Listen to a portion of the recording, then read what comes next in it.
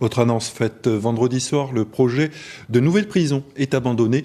Une décision qui inquiète les syndicats pénitentiaires et interpelle aussi le monde économique. Laura Chintu, Charlotte Manvy et Caroline Nantiche-Martin ont recueilli leurs réactions.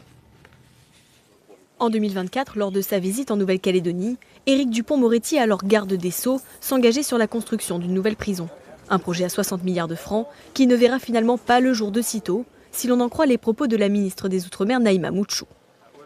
Je ne vais pas vous raconter d'histoire dans le contexte budgétaire actuel. Nous n'avons pas les moyens d'engager de telles sommes. L'annonce faite par la ministre sur notre antenne vendredi soir a fait vivement réagir le syndicat FO Justice. Ce dernier dénonce la difficulté pour les agents pénitentiaires d'exercer leurs fonctions dans une prison surpeuplée où les conditions de détention vétustes sont régulièrement pointées du doigt. Ça a été la douche froide. On pensait que c'était quand même une priorité par rapport à la sécurité.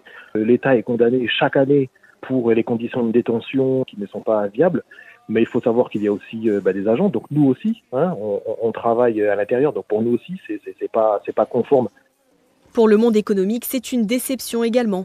Le projet de construction de cette nouvelle prison, entièrement soutenu par l'État, promettait des retombées économiques, notamment pour le secteur du BTP. Mais selon le MEDEF, même si ce projet était le bienvenu, l'urgence est ailleurs.